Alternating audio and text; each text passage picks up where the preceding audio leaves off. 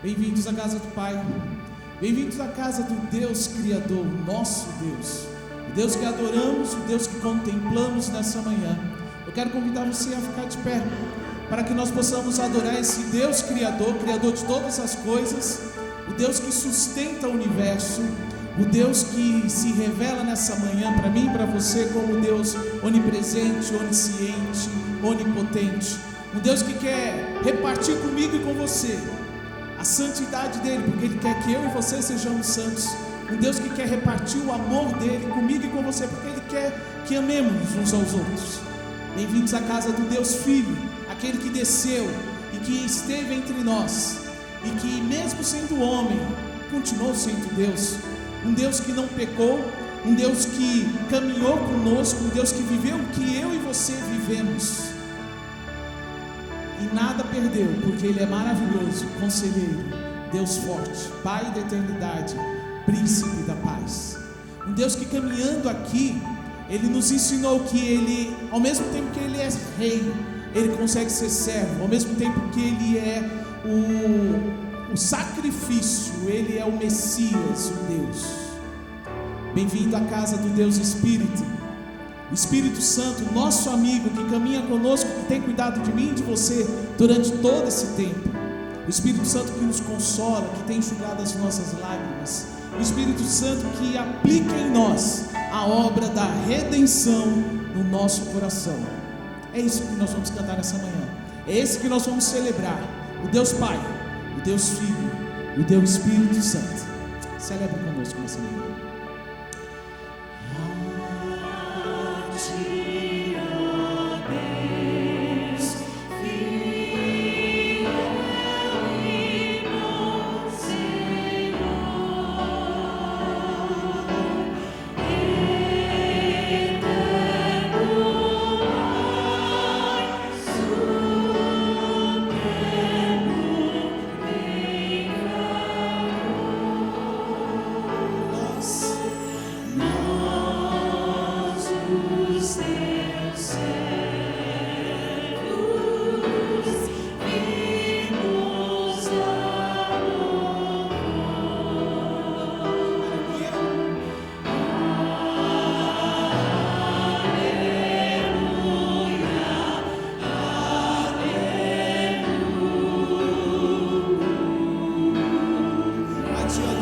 Deus Filho.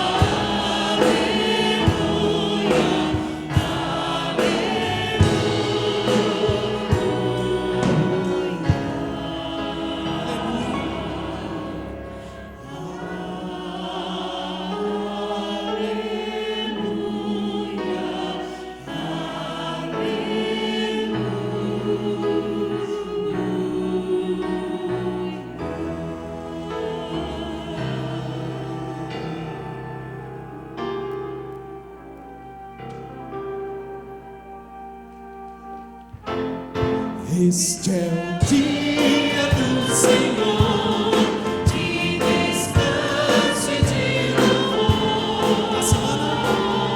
A semana já passou, o Senhor guiou nos bem, o seu povo se lembrou e reunidos bênçãos tem, e reunidos bênçãos tem.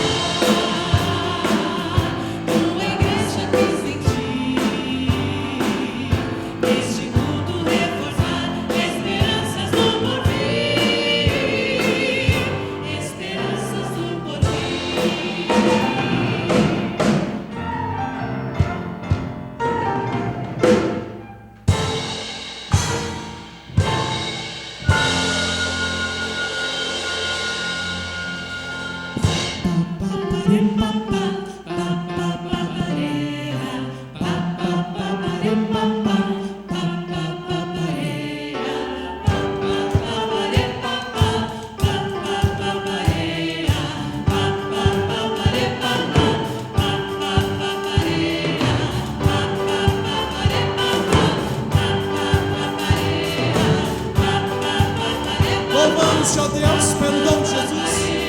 Louvamos-te, ó Deus, pelo dom de Jesus, que por nós pecadores foi morto na cruz. Aleluia, toda glória te demos sem fim. Aleluia, toda graça imploramos, amém.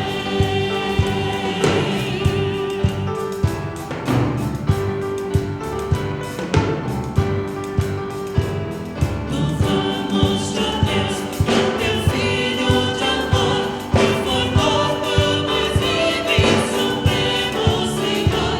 Aleluia, toda glória te demos sem fim. Aleluia, tua graça imploramos, amém.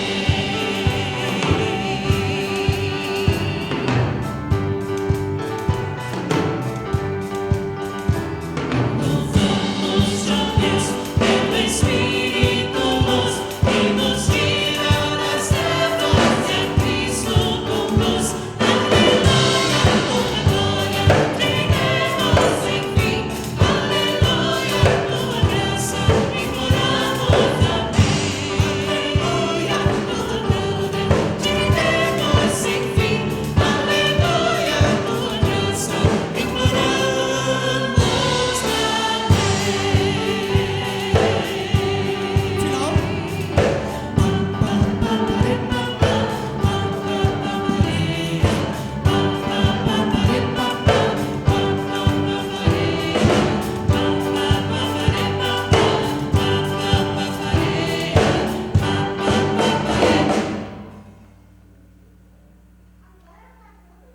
Como é bom louvar ao Senhor. Isso tudo que cantamos faz parte da declaração nossa do Deus Pai, Deus Filho, Deus Espírito. Sejam todos bem-vindos. Vamos assentar.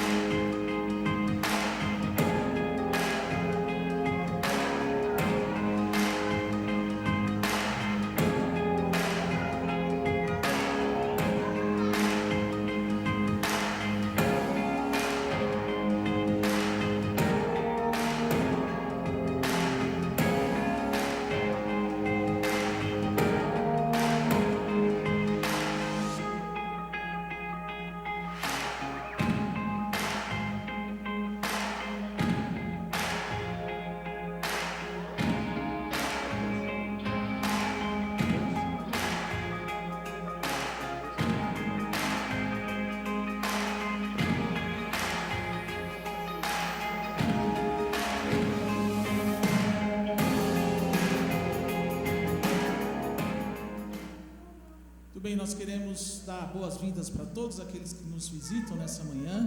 Tá bonito de ver aqui, tudo comportadinho. Só aquela cadeira que ficou com 3 cadeirinhas vazias, né? Mas elas estão ali ocupadas pela bolsa da minha esposa, que ela vai sentar lá.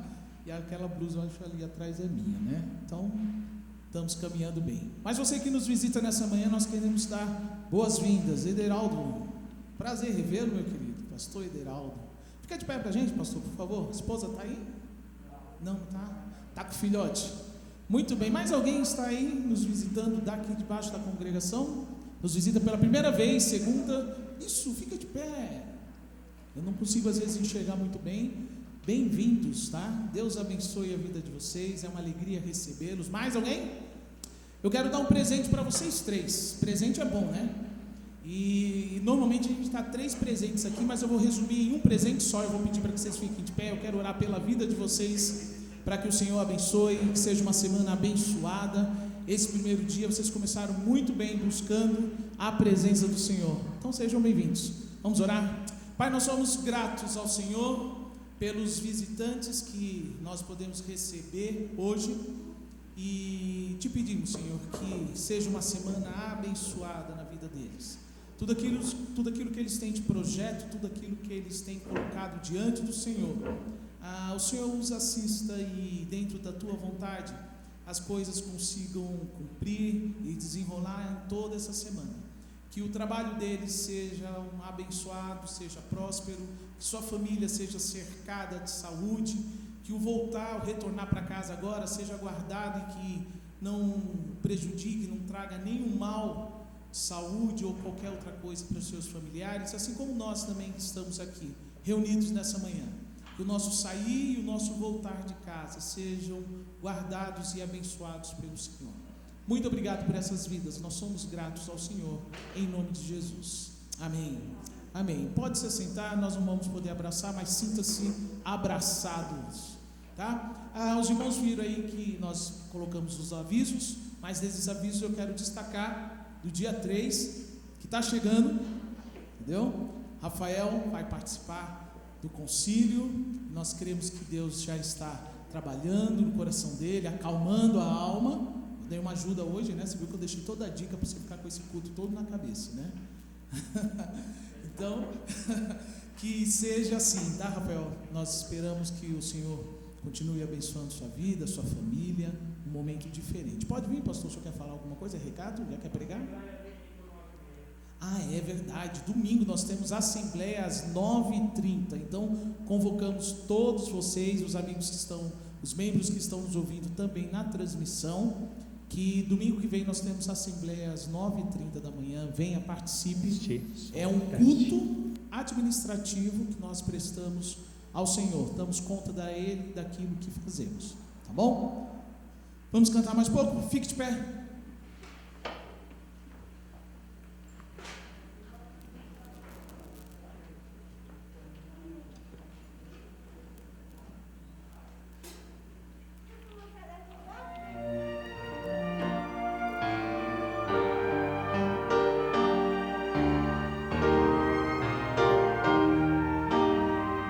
Cantai ao Senhor.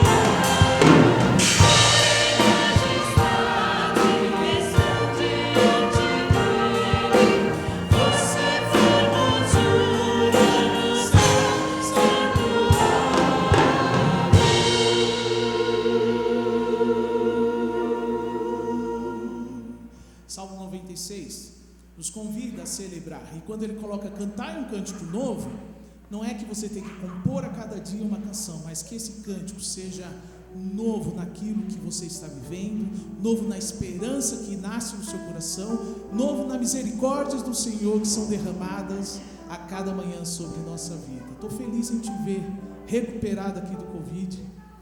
É tu mesmo, que alegria. Ela estava meio incompleta, agora ela está melhor, entendeu? Emiliana também está conosco, que bom é a gente rever os irmãos. Tudo isso porque Deus tem cuidado de nós. Ele é formoso em tudo aquilo que Ele faz. Maravilhoso é estar na presença dEle. Maravilhoso é desfrutar de tudo aquilo que Ele nos dá, de tudo aquilo que Ele é para nós. Vamos cantar assim?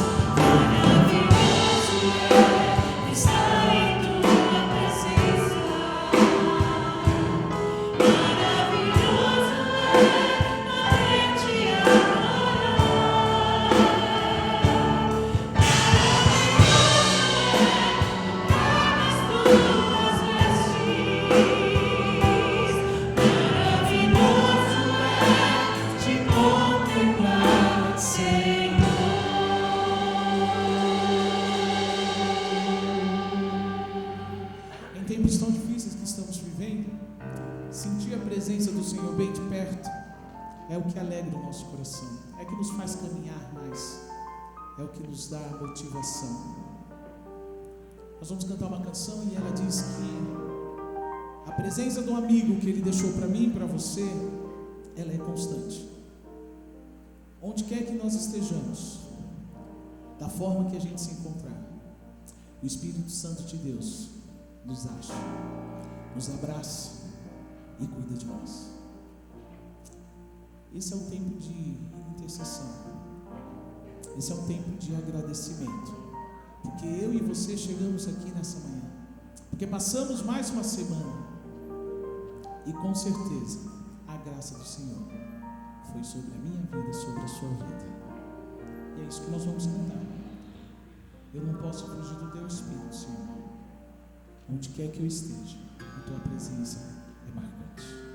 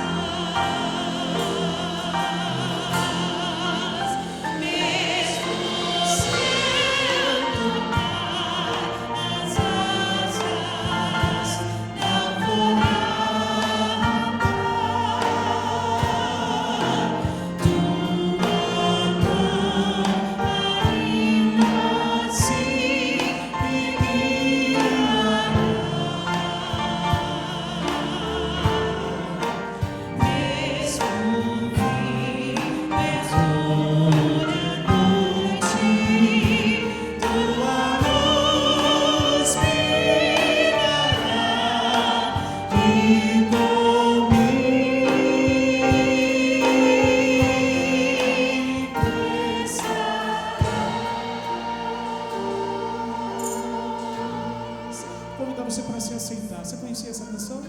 Quantos conheciam essa canção? Levante a mão. Nós vamos sentar. E ela é uma oração. Pode se assentar. Eu quero fazer ela com um piano. Hoje tocado pela Viviane. Um piano que os irmãos estão conhecendo agora, que não conheciam. Esse é um novo presente para esse tempo de celebração nosso como igreja. E eu queria fazer essa oração cantando com o irmão, de forma que você aprenda essa canção e leve no seu coração que o amigo Espírito Santo, Deus Espírito, caminha conosco. É Ele que foi reservado, preparado para nos ajudar, para enxugar as nossas lágrimas, para nos animar, para nos dar direção, para nos orientar. Esse é o nosso amigo. E eu quero cantar com você novamente essa canção, e ao mesmo tempo é também uma forma de dedicação ao Senhor, de mais um instrumento que nós recebemos como igreja para celebrar esse piano. Então eu quero fazer com você a canção ao som do piano, com a Vivi. Depois eu vou pedir para o Rafael subir para cá, que nós vamos orar, pedir para que esse doce amigo continue nos dando toda a direção nessa semana. Nos ajuda também, Guilherme. Guilherme é um dos nossos professores da escola. Eu não posso fugir do teu Espírito.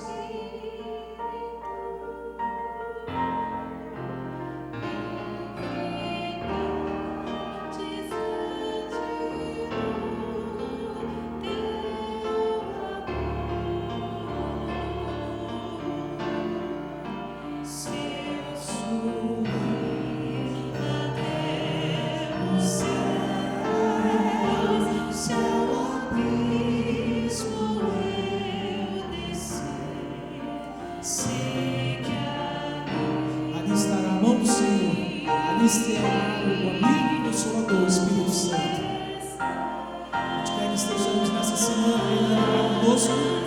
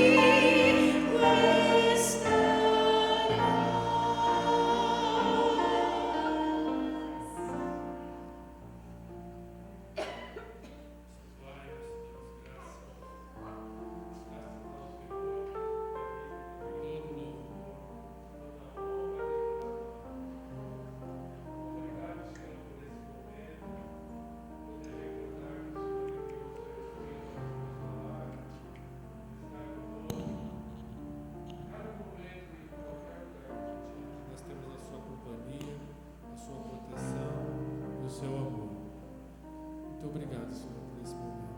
Em nome do Senhor Jesus. Amém. Desculpa, Rafael, não funcionou. E pastor Pércio.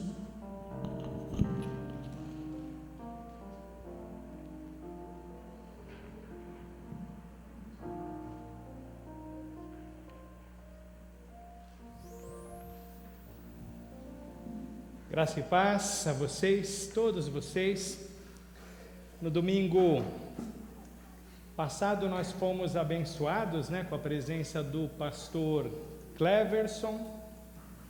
No domingo anterior, quem nos trouxe a palavra foi o Rafael, bênção Rafael. E antes disso o pastor Moisés nos trouxe uma palavra muito pertinente também. Então foram 3 domingos de folga para mim, e foi especial porque vocês sabem o momento difícil que nós estamos vivendo enquanto família, E ter sido ministrado por esses 3 queridos irmãos foi sem dúvida um alento, foi de grande consolação. Eu deixei hoje a Ana Júlia na mão lá com os jovens, tranquilão, fiquei com as crianças, eu postei algumas fotos no grupo, momento muito gostoso lá com as crianças, né? Um grande desafio e um grande privilégio ministrar aos nossos pequenos. A mensagem que eu preparei para compartilhar com vocês, num certo sentido, foi uma mensagem que eu preparei para mim mesmo. E eu desejo de todo o coração que, de alguma maneira, o seu coração seja alcançado, seja encorajado, que a graça seja transbordante na sua vida, como também tem sido na minha. As marcas da restauração. Jeremias capítulo 30, versículo 17 somente, e somente a primeira parte desse versículo. E eu quero reconhecer e agradecer a presença e o apoio de cada um de vocês, colocando os dons, os talentos, a boa vontade a serviço do Senhor, a serviço da nossa igreja. Obrigado, que o Senhor os recompense grandiosamente. Para nós é um presente vocês estarem aqui. Farei cicatrizar o seu ferimento e curarei as suas feridas, declara o Senhor. Bondoso Deus e Pai, eis a Tua palavra e pedimos ao Senhor que fale ao nosso coração, sobretudo que realize a Tua vontade e, ainda mais, que glorifique o Teu santo nome.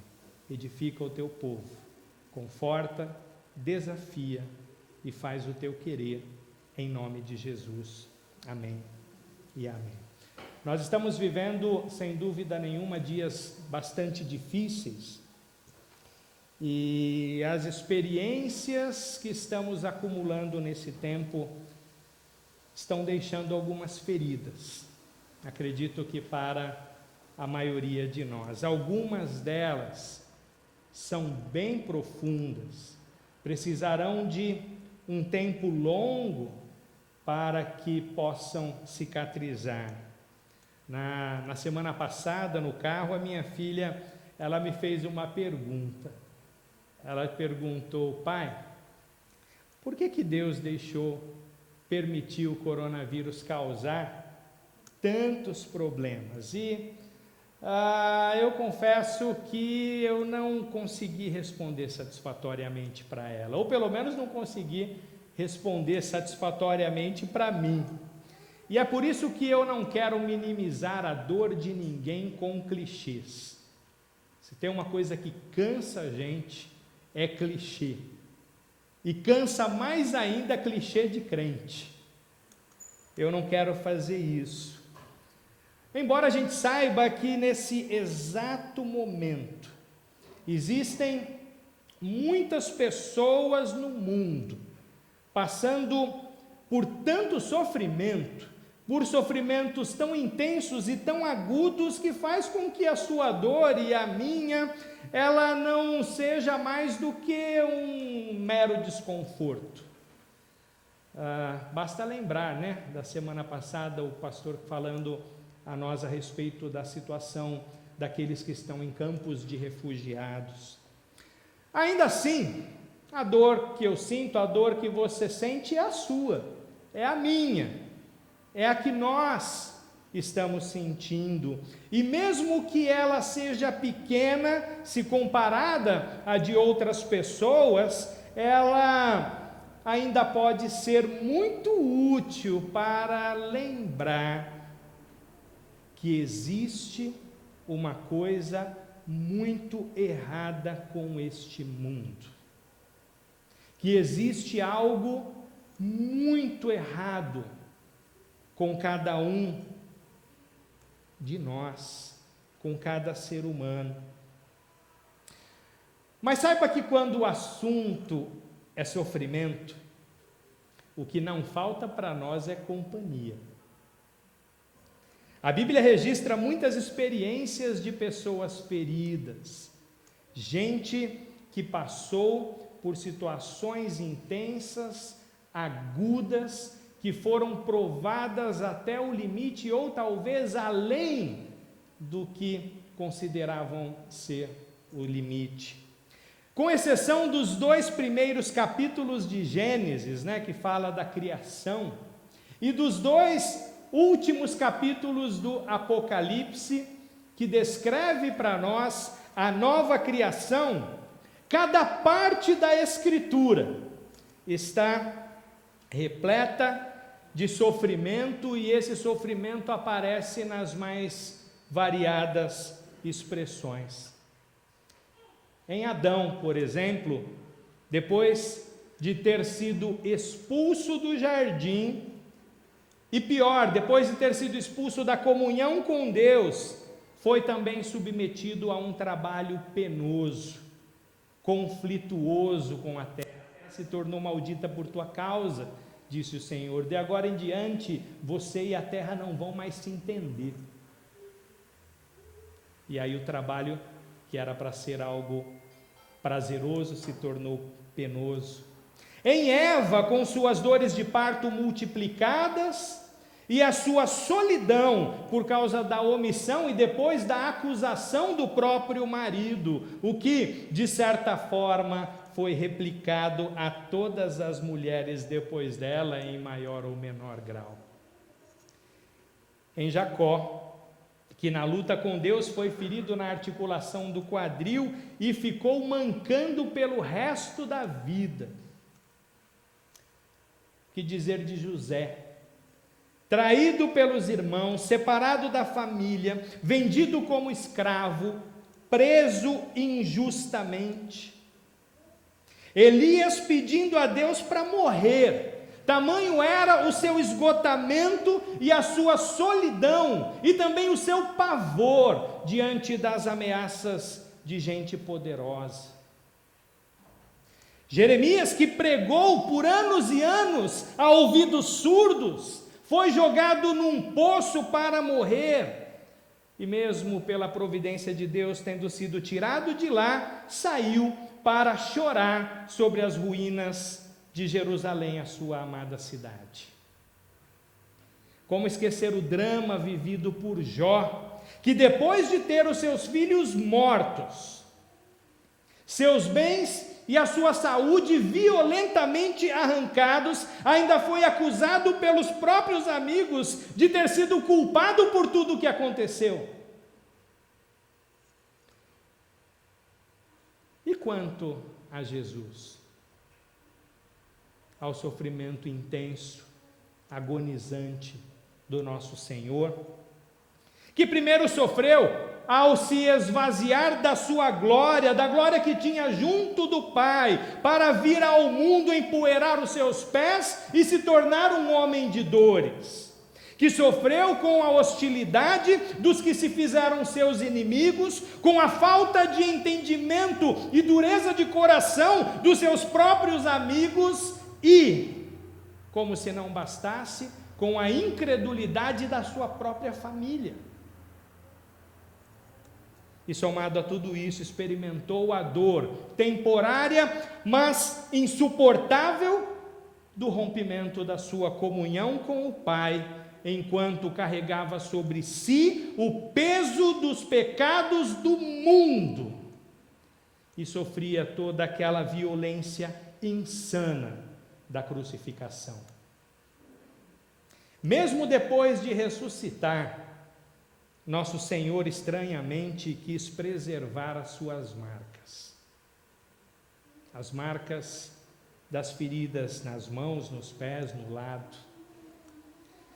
Eu não sei quanto a você, mas pensar no sofrimento desses homens e mulheres da Bíblia é estranhamente consolador para mim. Me faz sentir de alguma maneira ligado a eles, e também participante de algo maior do que a minha própria vida. Também me faz lembrar que por participar das dores, eu também participarei da alegria que eles já experimentam. As feridas profundas dos homens e das mulheres fiéis da Bíblia os tornaram mais fortes. Assim como um osso fraturado produz um calo que deixa aquela parte que foi quebrada mais resistente do que era anteriormente. Ao mesmo tempo, as mesmas marcas os deixaram mais sensíveis, como acontece na pele, que depois de ser ferida e cicatrizada, só de tocar a gente já dá um arrepio. Mas a Bíblia trata de um tipo de ferida que causa danos, dores e sequelas bem piores do que um osso fraturado ou um corte na pele. Ela chama essa ferida de pecado. O pecado que rompeu o nosso relacionamento com Deus e rompeu, portanto, algo dentro de nós mesmos e algo entre nós, como um corte profundo rompe um tendão. Ele é como uma fratura que desliga uma parte de nós e compromete o equilíbrio, impossibilita o movimento. O pecado é a causa de todas as outras feridas que nós temos ou que podemos ter, sejam elas no corpo ou na alma. Mas não me entenda mal.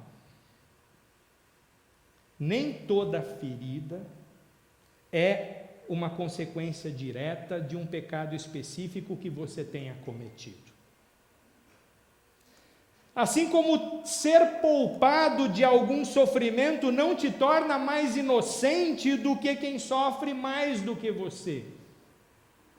Basta lembrar do exemplo de Jesus a respeito da queda da Torre de Siloé. Você não é menos culpado por deixar de sofrer e nem mais culpado por sofrer mais do que outras pessoas, pelo menos não espiritualmente. Jó e os seus amigos estão aí para nos lembrar que essa relação pecado versus sofrimento, erro versus consequência, não acontece como um cálculo matemático e nem como uma relação simples de causa e efeito. Mas eu posso afirmar com toda segurança para você que todo o mal que existe, seja ele moral, fruto das nossas escolhas erradas, da maldade que por vezes demonstramos, seja ele vindo desta pandemia ou de qualquer um desastre natural, tudo isso é sintoma de um mundo fraturado pelo pecado, pela queda dos nossos pais, de maneira que, como diz o apóstolo Paulo em Romanos capítulo 8, toda a criação geme. Toda a criação foi submetida à vaidade. No entanto, existe da parte de Deus uma promessa de redenção de todas as coisas. A Bíblia, ela não fala de fim do mundo. A Bíblia fala da descontinuidade de uma velha era e do início de uma nova era. Essa descontinuidade teve o seu começo na vinda do nosso Salvador ao mundo. A Bíblia fala não de uma destruição cósmica, mas fala de um novo céu e uma nova terra, fala de uma humanidade redimida. Mas existe muita tensão no desenrolar deste drama, deste roteiro divino, e isso nós podemos ver bem ilustrado na história de Israel no Antigo Testamento. Nos primeiros capítulos do seu livro, Jeremias anuncia julgamento severo para os reinos do norte e do sul, para o reino dividido de Israel, e julgamento ainda mais severo para as nações que estavam ao redor deles.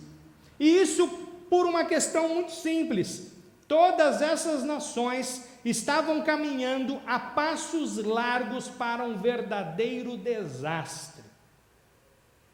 Idolatria, imoralidade, injustiça social, a falha em cumprir a nossa vocação como adoradores. O ser humano foi criado no sexto, no último dia, que significa que o primeiro dia de existência de Adão e Eva foi o sábado. O primeiro dia de vida foi o dia da adoração. Isso fala muito a respeito do propósito, do objetivo para o qual fomos criados. Os erros daquelas nações atrairiam consequências e um juízo terrível da parte de Deus, porque toda manifestação de justiça de Deus é uma resposta justa de um Deus santo contra toda forma de injustiça. E a disciplina divina deixaria esses reinos muito, mas muito feridos. Mas quando chega no capítulo 30, nós somos surpreendidos pela graça de Deus. Se nos 29 capítulos anteriores Jeremias traz palavra pesada de disciplina, de juízo, o capítulo 30 é como um oásis em que ele passa a anunciar as boas novas da restauração futura da parte de Deus que haveria de vir. E embora essa mensagem tenha sido muito específica, dirigida a um povo específico, num momento específico da história, o que significa que a gente não pode simplesmente fazer uma transposição direta como se fosse dirigida a nós. Ainda assim, essa mensagem descortina o caráter de Deus diante de nós e mostra que os planos dele são de abençoar o seu povo e que o futuro que ele preparou é favorável para cada um dos seus filhos e também das suas filhas. Os israelitas seriam levados para o exílio, a cidade seria destruída, o templo incendiado, eles passariam por um sofrimento intenso para aprender o valor da obediência, para se lembrar do privilégio que tinham e deixaram escapar como povo da aliança. Mas Jeremias comparou esse sofrimento às dores de parto, como Paulo também faz em Romanos 8. As dores de parto são intensas, mas são temporárias, e elas conduzem a uma nova fase da existência, uma fase mais plena, mais feliz. Os inimigos de Judá e de Israel seriam derrotados. O povo de Deus seria reunido de novo para servir o seu verdadeiro rei, o descendente de Davi. Portanto, Jeremias está anunciando mais do que o retorno do exílio, ele está falando da restauração que viria por meio de Jesus Cristo, o Filho de Deus, o Messias de Israel, o Rei dos Reis, o Senhor dos Senhores. Em Hebreus 5:8 é dito sobre Jesus que, embora fosse filho, aprendeu obediência por meio do seu sofrimento. E no capítulo 12, verso 2, ele diz que por causa da alegria que o esperava, ele, Jesus, suportou a cruz sem se importar com a vergonha. Jesus Cristo é o autor da nossa salvação porque ele se fez o nosso perfeito representante. E isso o torna competente para ser o nosso mediador, o único mediador entre Deus e os homens. Por meio das suas próprias feridas, ele sara as feridas de todos aqueles que nele esperam. Fora de Cristo, as nossas feridas seriam incuráveis. Jeremias diz isso lá no capítulo 30, embora não cite o nome Jesus. Mas em Cristo, a cura é real, ela é verdadeira, ela pode ser experimentada substancialmente agora, e ela será experimentada plenamente amanhã. Em seu ministério, Jesus purificou leprosos, deu vista aos cegos, abriu ouvidos aos surdos, levantou paralíticos e até mesmo trouxe mortos de volta à vida.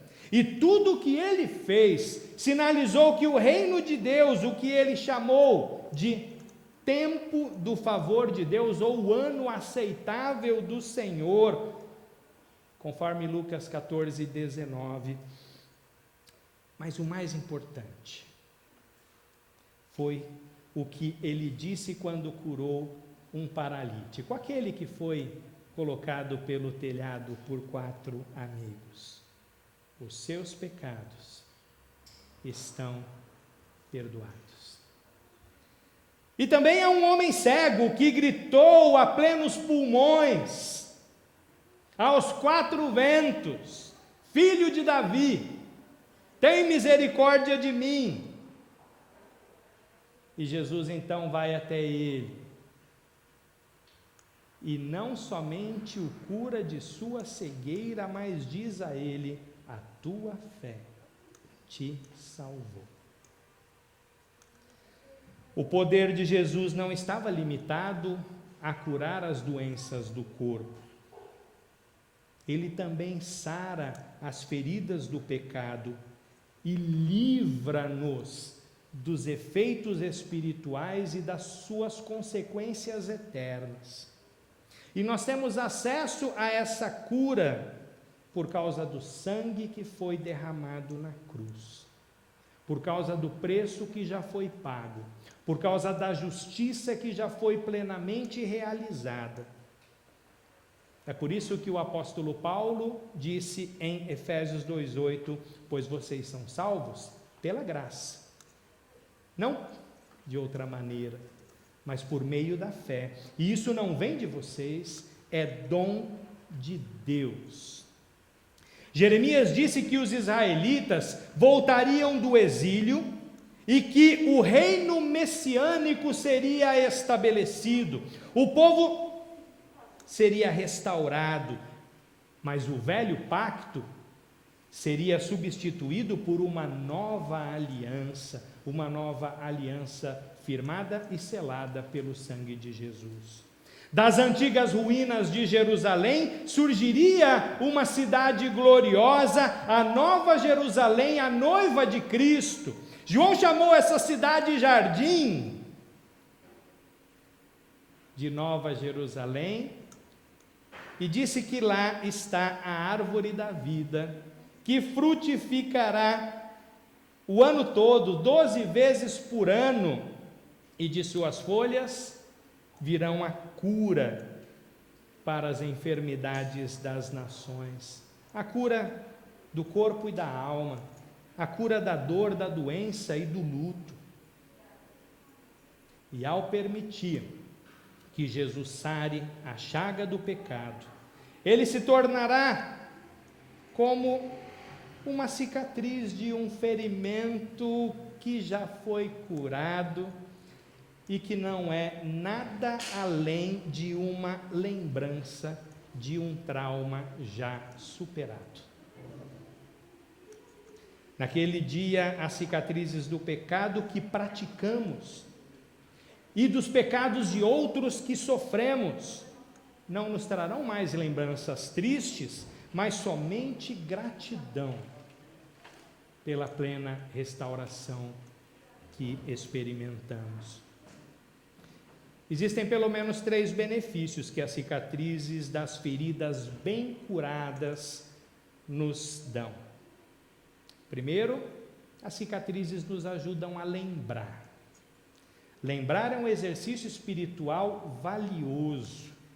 Ao lembrarmos de quem éramos, do que fizemos e das coisas pelas quais passamos, é que nós sabemos se fomos realmente curados, se estamos sendo fortalecidos a cada dia. Uma avaliação médica regular é importante para uma boa saúde e, da mesma maneira, uma avaliação da nossa condição espiritual é salutar para a nossa segurança eterna. E é útil também para que compartilhemos do amor de Deus como uma experiência vivida e não como uma mera teoria, um conceito abstrato. É vago dizer eu acredito em Deus, qualquer pessoa faz isso. Mas dizer eu sei de Deus, isso é só para quem vive em comunhão com Ele. Todo cristão verdadeiro, ao avaliar a sua condição espiritual, ele pode dizer depois, eu sei quem fui e sei o que fiz, eu sei quem eu sou agora, e o que eu sou agora não é por causa de alguma coisa que eu tenha feito, mas pelo que Cristo fez por mim. Isso é um testemunho poderoso.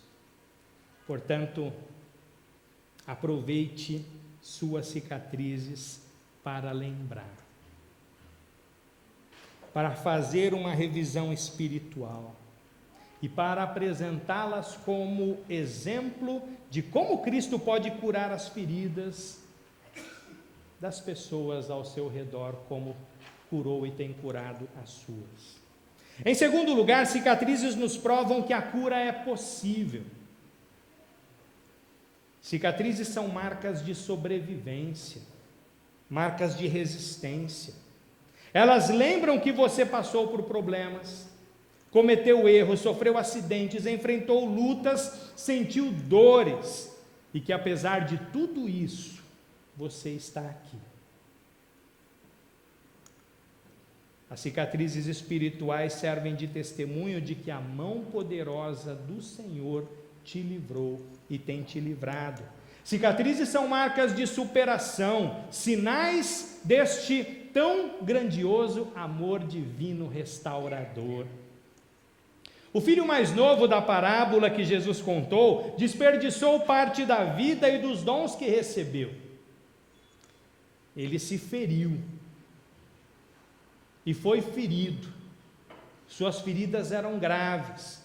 Mas quando se arrependeu e voltou para a casa do pai, ele recebeu perdão e cura. Total restauração. Entretanto, o irmão mais velho, que na aparência estava bem, na verdade estava completamente doente, totalmente enfermo. Ele não tinha sinais externos de enfermidade como o seu irmão mais jovem, mas a ferida interior era profunda, uma chaga aberta, purulenta. E ele a expôs em forma de ira, de ressentimento, revelando assim que estava tão perdido quanto o seu irmão mais novo, ainda que na aparência se percebesse o contrário. Mas quando o pai disse para ele que era tempo de celebrar, porque o seu irmão estava morto e reviveu. Estava perdido e foi achado. O pai também o estava convidando para participar da cura e da celebração que vem como resultado da cura. Nós não sabemos qual foi a resposta do filho mais velho, mas sabemos de uma coisa, que nem todas as pessoas feridas querem ser saradas. Assim como quando alguém está doente, né? Você tem que pegar na marra para levar no hospital, porque a pessoa não quer. Não, me deixa aqui, não encosta em mim, me deixa sozinho. As pessoas espiritualmente enfermas também são altamente resistentes à cura, ao tratamento divino. Nem todas se entregam nas mãos do médico dos médicos. Elas estranhamente escolhem permanecer atormentadas.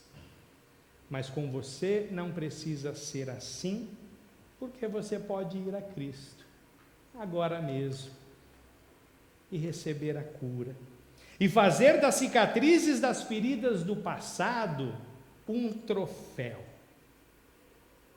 uma marca da vitória por meio da cruz de nosso Senhor. Cicatrizes nos ajudam a lembrar. Cicatrizes nos provam que a cura é possível. E as cicatrizes, elas nos convidam a uma vida de sabedoria. Jacó lutou com Deus, ganhou uma cicatriz, mas na mesma ocasião ganhou um novo nome. Um novo nome era profeticamente uma reorientação para a sua vida feita por Deus. E é interessante ver os eventos da vida de Jacó depois disso. Ele acertou as contas com seu irmão. Ele se estabeleceu no lugar onde Deus queria que ele estivesse, Betel, onde construiu um altar. E no fim, ele pediu para ser sepultado ao lado de Lia, aquela que era antes a esposa não amada, provavelmente até desprezada. Jacó não se tornou perfeito, mas com certeza passou a viver com mais sabedoria. E a vida de sabedoria nada mais é que uma vida de preparação para aquilo que será. Quando Paulo disse aos Gálatas: eu trago em meu corpo as marcas do Senhor Jesus, ele falava das gloriosas cicatrizes, das feridas causadas pelos apedrejamentos, pelos açoites, pelas prisões, pelos naufrágios que sofreu enquanto um apóstolo servindo fielmente ao Senhor Jesus e ao Evangelho. Mas ele também carregava cicatrizes dos erros cometidos no passado, como, em suas próprias palavras, blasfemo, perseguidor da igreja, cúmplice da morte de Estevão, a primeira testemunha fiel, o primeiro mártir do cristianismo. Paulo nunca se esqueceu disso, mas Paulo sabia que as suas cicatrizes, tanto as dos seus erros, quanto aquelas que mostravam a sua fidelidade, eram todas elas marcas da graça de Deus, que o capacitava a uma vida de sabedoria.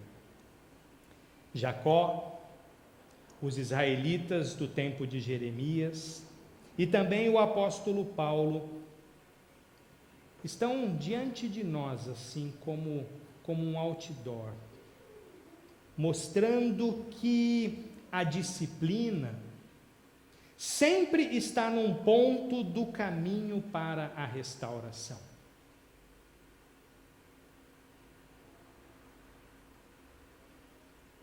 A pandemia do coronavírus é um juízo divino? Eu diria que não. Eu diria que sim. Não como mera punição, mas como reorientação. como despertamento. Esses dias, lendo um artigo numa revista científica, eu me surpreendi.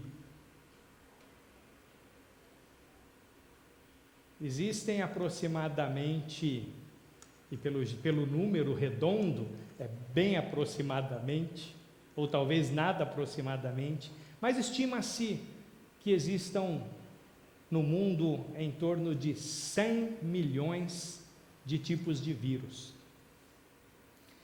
E nem sequer uma fração, nem 1% deles fazem mal para a saúde humana.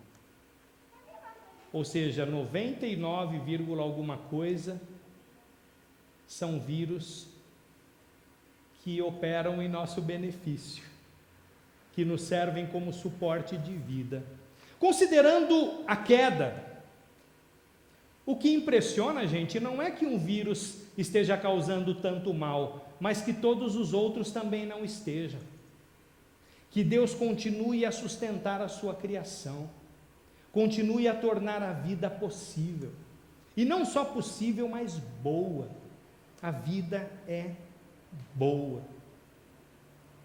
E é melhor ainda quando as marcas, as nossas cicatrizes, nos conduzem a uma vida de mais sabedoria, como um ensaio, agora, para a vida que viveremos no futuro.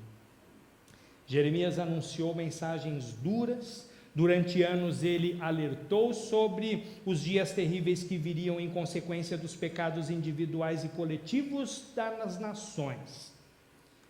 Jeremias falou do pecado como sendo uma ferida que não pode ser curada, não por meios naturais, não com os nossos recursos, não por nossas obras, não por nossa força, não por nossa sabedoria.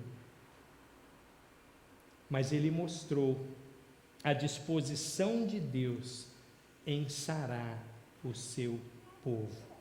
Quando a disciplina se tornou inevitável, ou seja, quando o povo continuou endurecido e nos seus maus caminhos, mesmo com tantas advertências proféticas,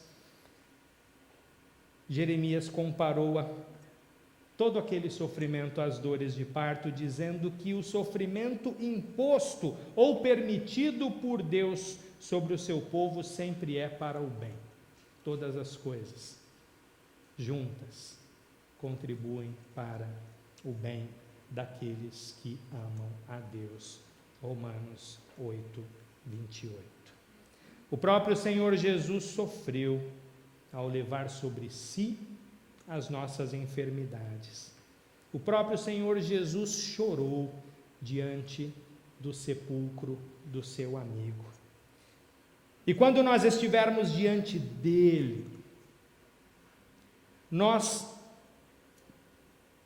iremos ver e compreender com profundidade o que significam as palavras: por suas feridas nós fomos curados. Deus converterá o nosso gemido de sofrimento em um canto de alegria. E se você entregou sua vida a Jesus Cristo, a cura substancial que você experimenta agora se tornará plena, se tornará completa naquele dia. Você vai olhar para trás e ver que os seus dias de dores eram como uma trilha sinuosa, mas que desembocou numa ampla estrada, na estrada segura do livramento. E que as cicatrizes que adquiriu no caminho se tornaram, pela graça de Deus, marcas da restauração que Cristo realizou na sua vida. Mas eu não posso deixar de alertar você sobre o outro lado da moeda. Se o melhor está por vir para quem confia em Jesus, o contrário também é real para aqueles que se recusam a se arrepender, a ir a Cristo. Se as cicatrizes dessa vida se tornaram marcas de vitória para as filhas e filhos de Deus, os que rejeitaram a cura levarão essas mesmas cicatrizes como uma lembrança trágica, infeliz das oportunidades que desprezaram. Só em Jesus Cristo você pode ser curado da ferida que é o pecado e das feridas que o pecado causa. E a minha oração é que, como aconteceu com Paulo, todas as suas feridas, todas as suas marcas, sejam marcas de restauração. Tanto aquelas dos erros cometidos, das decisões erradas que trouxeram consequências ruins, como aquelas da fidelidade, da perseverança, de ter permanecido fiel e apanhado por isso. Que tudo isso seja convertido por Jesus como marcas de vitória, como marcas de restauração para você. Que Deus nos abençoe.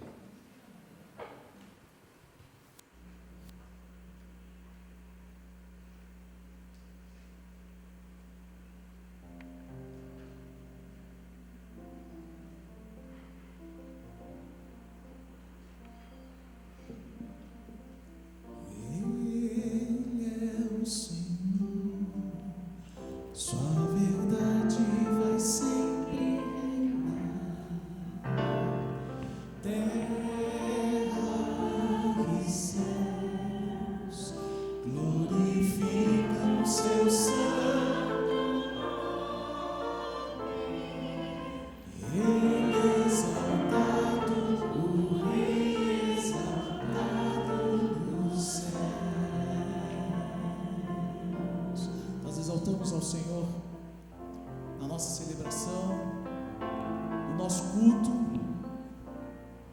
na nossa forma de dedicar a Ele aquilo que temos, nossos dons e talentos. Eu quero convidar você para ofertar também dessa forma. Talvez você não tenha vindo preparado, mas esse é um bom tempo para você manifestar sua gratidão ao Senhor. Ele tem feito tanto por nós, Ele tem cuidado tanto de nós, e o nosso coração deve ser sempre grato a Ele, porque Ele é Senhor. Ainda que Ele não fizesse nada por nós, Ele continua sendo Deus, Ele continua sendo merecedor de toda a honra e de toda a glória. Mas nós podemos, de uma forma especial, ofertar, dar os nossos dízimos e participar desse tempo. Convido você a ficar de pé para que nós possamos cantar essa canção na íntegra e também participar dos dízimos e ofertas.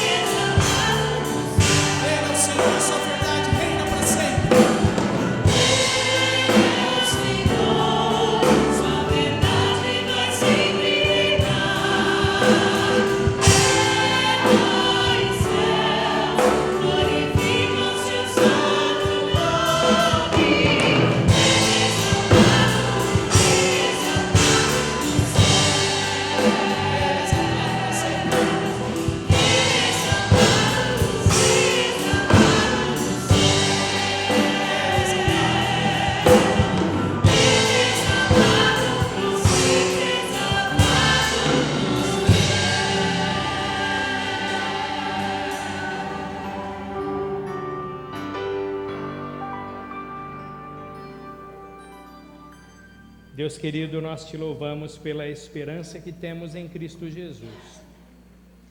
A esperança de cura e restauração plenas. Nós te agradecemos porque já experimentamos cura e restauração substancial. Sabemos que as marcas que carregamos, por culpa nossa mesma ou por causa de circunstâncias ou de outras pessoas que nos ferem, elas serão cicatrizadas, serão curadas plenamente, de maneira que poderemos dizer lá na frente que vivemos na Tua presença, que estamos ali, libertos, guardados, sarados pelo Senhor. Pai Santo, nós clamamos por aqueles que não têm essa esperança, que se rendam a Jesus, que possam se alegrar e celebrar juntamente conosco, que a Tua glória seja vista na face dessas pessoas, muitas delas pessoas que amamos, gente de perto, mas também clamamos por aqueles que estão longe, por aqueles que nunca veremos, não conheceremos, que a Tua palavra se espalhe, que o Teu reino se estabeleça nesta terra e que todo joelho se dobre, toda língua confesse Jesus como Senhor, Salvador, Rei, soberano. Nós te agradecemos por este tempo de adoração e nós te agradecemos por todas as circunstâncias da nossa vida e pela maneira como o Senhor está costurando cada peça, cada retalho, de maneira que, tendo chegado ao fim, uma bela e grande obra terá sido concretizada. Que a Tua graça seja transbordante sobre o Teu povo. Abençoe esta igreja, faz prosperar, faz com que ela permaneça fiel. Abençoe todas as igrejas que proclamam o Teu nome e anunciam a Tua vinda com fidelidade. Que o Teu reino, este reino multiforme, multicolorido, multifacetado, seja percebido neste mundo, e que as pessoas que caminham solitárias, perdidas, enganadas, cheguem ao conhecimento da verdade. Essa é a nossa oração. E te agradecemos porque sabemos que assim será, porque é promessa Tua, e nela nós nos agarramos com toda a firmeza. Em nome de Jesus oramos, amém e amém. E que a graça de nosso Senhor e Salvador Jesus Cristo, o amor de Deus, o nosso Pai, e a comunhão e consolação do Espírito Santo seja com todos nós. Amém. Deus os abençoe, tenham uma boa tarde, uma semana abençoada debaixo da graça do Senhor. Vão em paz. Cante conosco antes de sair, mais uma vez, este é o dia do Senhor. Este é o dia do Senhor.